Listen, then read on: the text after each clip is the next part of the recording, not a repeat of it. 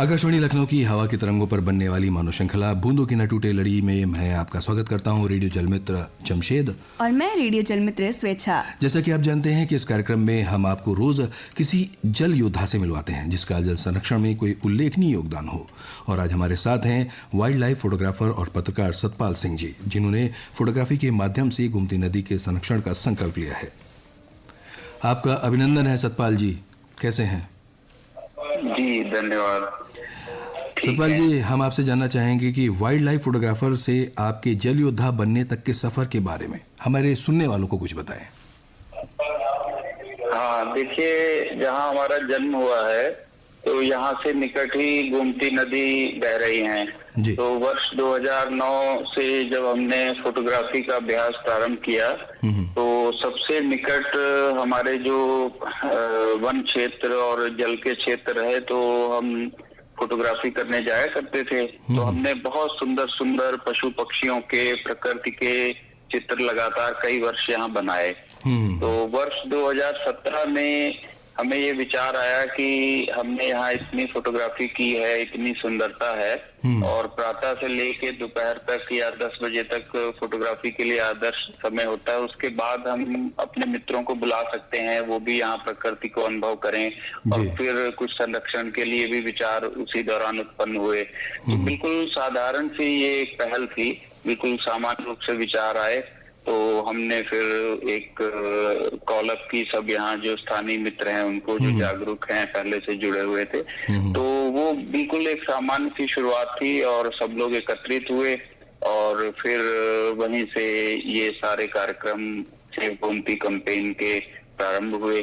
और वो 2017 में ये अभियान प्रारंभ हुआ। तो उसमें सबसे प्रथम दिन हम लोगों ने वहाँ प्रकृति में चिंतन मनन किया, उसके बाद कुछ स्वच्छता अभियान कार्यक्रम किया और वहीं से ये कार्यक्रम प्रारंभ हुआ। जी सर, हम आपसे ये जानना चाहते हैं कि गोमती नदी के संरक्षण में आप फोटोग्राफी का सहारा कैसे ले रहे हैं?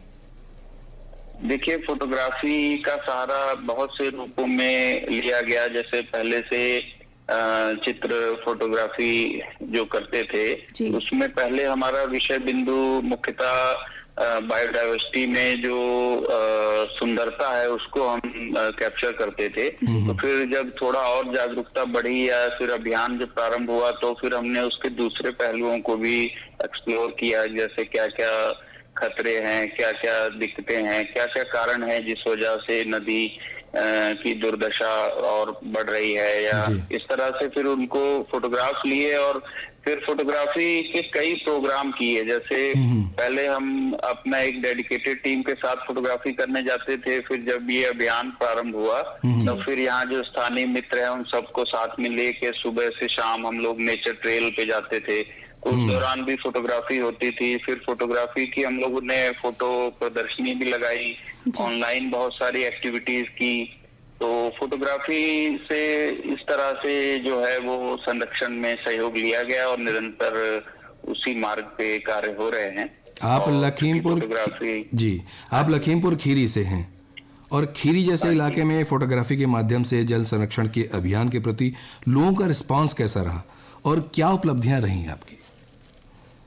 देखिए, रिस्पांस अच्छा रहा। लोगों को हम लोगों ने जागरूक किया, लोग हमारे साथ जुड़े और बहुत अच्छी संख्या में लोग जुड़े। जब हमने जहाँ जहाँ जो भी कार्यक्रम किए तो उसमें जन समुदाय की सहभागिता बढ़ी। और सबसे खास बात इसमें ये रही कि लोगों का जुड़ना तो एक पक्ष था, उससे पहले जो यहाँ 10 से 15 जागरूक लोगों की टीम हमारे साथ तैयार हुई, वो बहुत श्रेष्ठ बात रही। उसमें सब बहुत जागरूक और बहुत चैतन्य से भरे हुए लोग रहे, जिनका सेवा भाव था और अलग अलग फील्ड से वो लोग आते थे।